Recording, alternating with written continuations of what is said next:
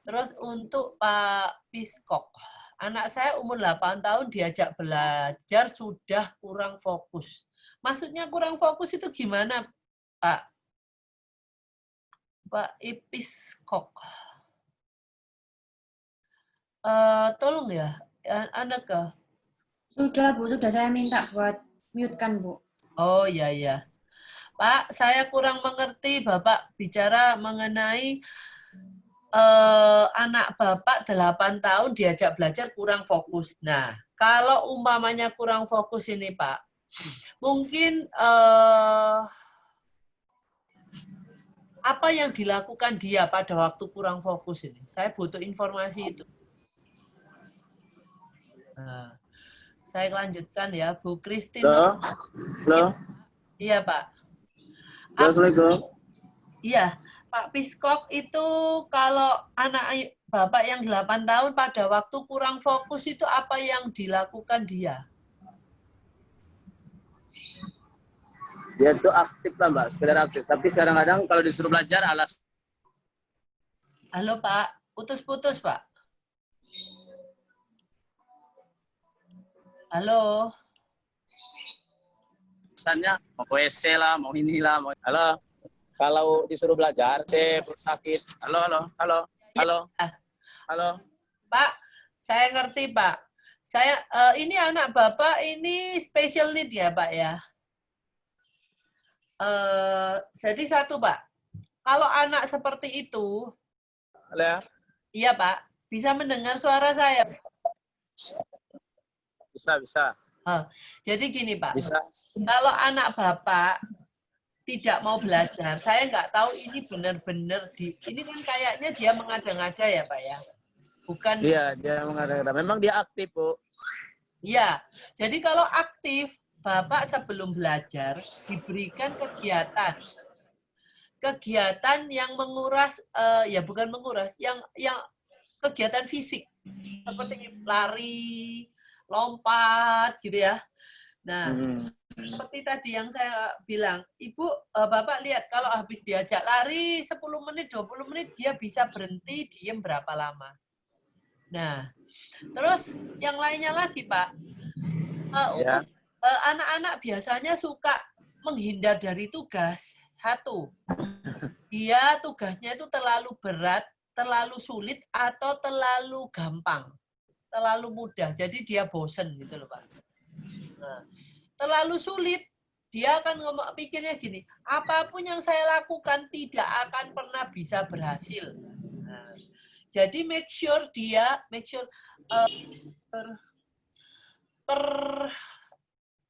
ya pokoknya Bapak harus buat anak Bapak itu punya sense of success. Jadi sukses aku melakukan itu. Jadi kalau dia tidak bisa, kita bantu. Tapi kalau dia bisa, Buat apa Bu? Kalau dia bisa, kita nggak bantu. Tapi anak-anak, kenapa? Dia bisa minta, oke, aku nggak akan, kalau aku bisa, aku nggak mau dibantu. Karena reward itu hadiahnya, Pak. Kalau dia bisa sendiri, sama bisa dibantu, itu lain, Pak. Jadi gini, kalau tungguan ya pasti aku akan melakukan, karena aku lebih suka hadiah yang saya bisa sendiri, daripada hadiah yang saya bisa tapi dibantu. Mungkin apa ya Pak ya, dia yang suka apa gitu Pak. Jadi yang dia paling suka itu hanya keluar kalau kamu bisa sendiri.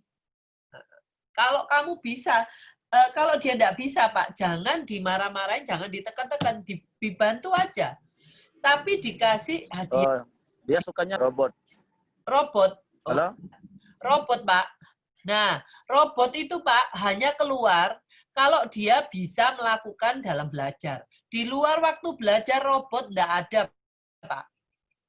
Gitu, Pak. Halo, Pak. Pak Piskok. Robot itu hanya dia bisa dapatkan itu kalau dia bisa melakukan tugasnya dengan mandiri. Kalau enggak waktunya belajar, robot masuk di lemari dikunci, Pak. Dan robot itu tidak, harganya sangat tinggi. Iya, betul. Itu, Bu. Sangat tinggi harganya tuh. Ya, gitu ya. Itu kalau anaknya suka mungkin manipulasi gitu loh, Pak. Jadi kita juga main manipulasi, kamu nggak bisa, nggak apa-apa. Kalau nanti yang dia dibantu itu, hadiahnya tuh sedikit aja, Pak. Kalau pamannya, Pak, permen itu saya hancurkan pakai ulek-ulek ataupun apapun sampai jadi kecil-kecil. Saya akan berikan itu kecil. Tapi itu kan nggak berarti toh buat dia. Kalau kamu bisa sendiri, kasih yang lebih besar buat main robot. Apapun lah. Tahu saya yang kesenangan dia. Jadi dia masih dapat hadiah, tapi hadiahnya itu tidak signifikan gitu loh, Pak. Nah, jadi kalau kamu mau berhadiah ini ya lakukan. Padahal kita kan tahu pelajarannya jangan sangat berat, Pak. Dia pasti bisa melakukan, Pak. Jadi Bapak pertama kali mulailah dengan pelajaran yang dia bisa lakukan. Jangan nanti kalau dia sudah tahu cara bermainnya seperti itu, baru pelajaran sulitannya. Gitu. Kalau pelajarannya sudah sulit, dia sudah give up lah. Percuma, meskipun ada robot, saya tuh tahu saya nggak bisa melakukan. Gitu loh, Pak. Oh, gitu. Kadang-kadang dia tuh bisa, Bu, tapi untuk mulai itu susah nih. Kalau sudah mulai, alhamdulillah nggak terlalu ini. Tapi kalau baru mulai itu banyak dan alasannya. Sampai kadang-kadang lebih dari 30 menit mau mulai pelajaran. Kalau les atau kayak gitu, nah, Bu. Kalau pertama kali, anak itu jangan ngomong les. Sekarang kamu yang harus kamu lakukan sekarang duduk. Habis duduk, buka buku ini.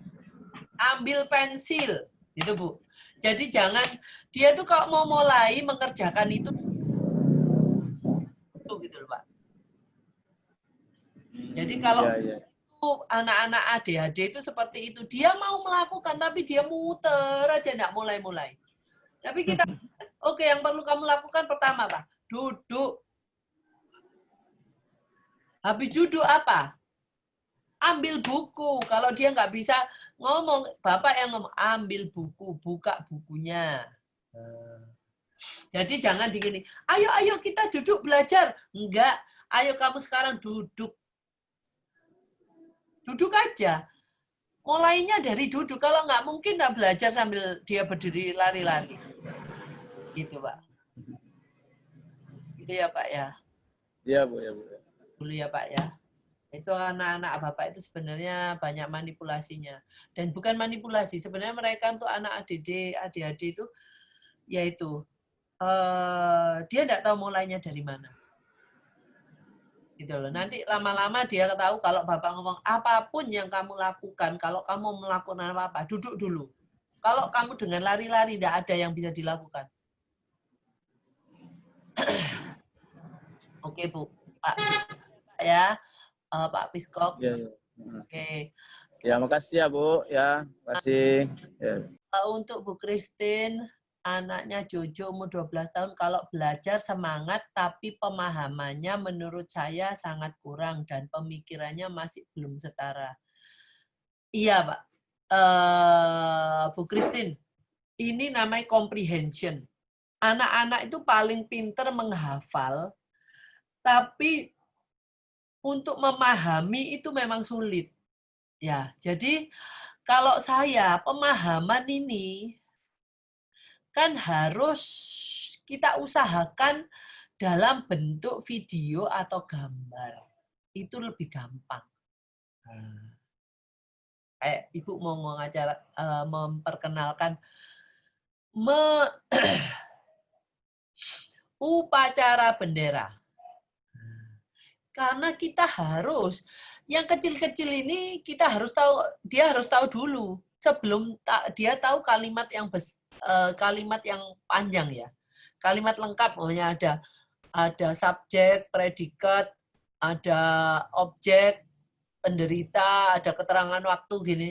Nah, kita harus ajarkan sebanyak apa yang kata-kata yang sering keluar dalam kehidupan kita. Seperti Nama anak kan harus tahu. Papa, mama, sebutan kan harus tahu.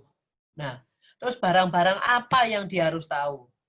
Kalau kita mau mengenalkan Presiden Indonesia adalah Jokowi, nah, kita nggak bisa langsung kita ngomong, Presiden Indonesia itu Jokowi. Mungkin kita harus memperkenalkan fotonya Jokowi dulu. Ini orang namanya Jokowi, Pak Jokowi.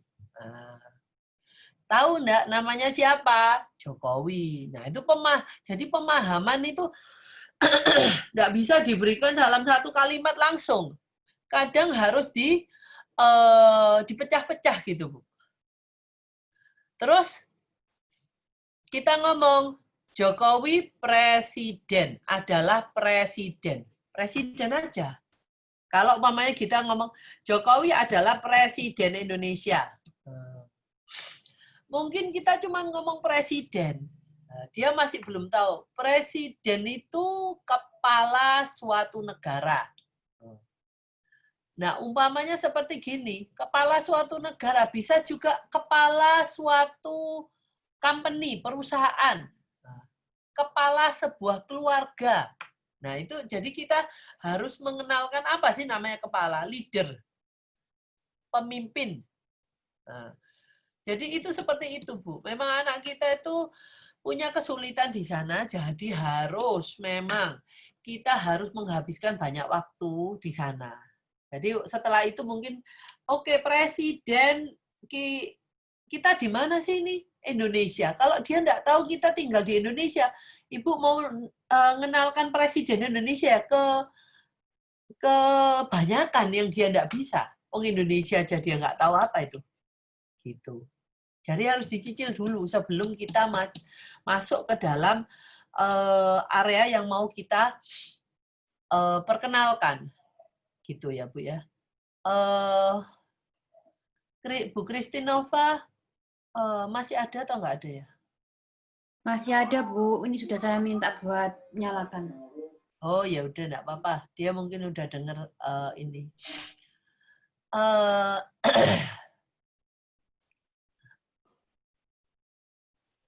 Oke, untuk Mama Nicholas, terima kasih. Sebenarnya Mama Nicholas juga sudah melakukan hal itu. Dan ini Bu Mayvi Carolina, mungkin ini adalah saksi, mungkin dia sudah melakukan itu di rumah. Dan akhirnya berhasil. Pasti kalau kita melakukan apapun, ya, kita punya struktur ya untuk melakukan satu step by step. Kita akan semakin dekat kepada target kita. Yang enggak bisa kita anukan itu bahwa orang tua itu kadang-kadang namanya sabar itu loh. Kalau dibandingkan sama ngajar anak-anak yang tipikal ya, itu memang nggak bisa dibandingkan ya. Kalau saya dulu ngomong, biarlah anak lain mungkin 1 kali bisa, tapi anak saya mungkin butuh 100 kali. Ya enggak apa-apa, saya lakukan 100 kali. Daripada anak saya enggak pernah bisa. Nah, itu, Bu. Oke, untuk dari Pak Harun, anak saya gak suka nasi putih, dulu masih doyan maem nasi, tapi semakin bertambah umur kayak merasa jijik lihat nasi. Gimana caranya ngajarin maem nasi? Gini, Pak, kalau kita itu, ini namanya sensitivitas, saya enggak tahu ya. Anak Bapak mau nggak main sama nasi? Di nasi, ya kayak kita kempel-kempel gitu aja lah, Pak. Kalau dia belum mau, jadi kita mulainya, dia harus mau memegang nasi. Mungkin itu bermain dengan bahan dasar nasi. Mungkin itu, mungkin Ibu, kalau dia masih terlalu memegang nasi, Bapak pakai ini, pakai citaan. Jadi nasi ini dicita, terus dikeluarin lagi, terus mungkin dibuat apa, dikasih mata, dikasih ini. Tapi kan mau enggak mau dia masih kena nasi dikit-dikit. Nah, tidak tahu kenapa dia jijik. Ya mungkin dulu dipaksa makan atau gimana gitu ya. Kalau ibu bapak ya, meskipun dia nggak makan nasi, karbonya bisa di yang lain kok Pak. Mungkin sweet potato itu ketela ya Pak ya. Ketela, ketela rambat, ketela apa ya namanya pohong itu ya. Ya itu. Jadi sumber karbo dapat singkong ya. Terus itu kun apa-apa itu juga karbo, Pak. Kita nggak harus makan nasi. Nah, tapi kalau Bapak mau, ya sebelum dia mau makan nasi, Bapak kasihlah. Sebenarnya nasi itu adalah sumber gula ya, Pak. Nah, kalau dia bisa makan makanan yang lain, karbo dari bentuk lain, itu lebih bagus, Pak. Saya pun loh sekarang nggak makan nasi, Pak. Saya makannya itu singkong, sama kun, atau sama betul gitu, Pak. Nah, jadi itu nggak harus makan sama nasi, Pak. Tapi kalau Bapak mau untuk sesuatu yang dia jijik, Bapak harus mulai apa yang kita tidak mau pegang, tidak akan mau kita makan di dalam mulut, tidak akan mau kita masukkan ke dalam mulut. Kak, jadi Bapak harus mulai dengan tangan. Yang dia jijik itu dia harus mau bersentuhan dengan tangannya. Kalau nggak mau, ya Bapak pakai cara-cara yang lain dulu, yaitu pakai citaan, pakai apa, terus dia mungkin dikasih di tangannya, dikit-dikit nempel gitu, sampai nantinya dia mau memegang dengan tangan, nah dia siap untuk memasukkan ke dalam mulut. Gitu ya Pak ya. Iya Bu. Ya. Terima kasih infonya Bu. Sama-sama.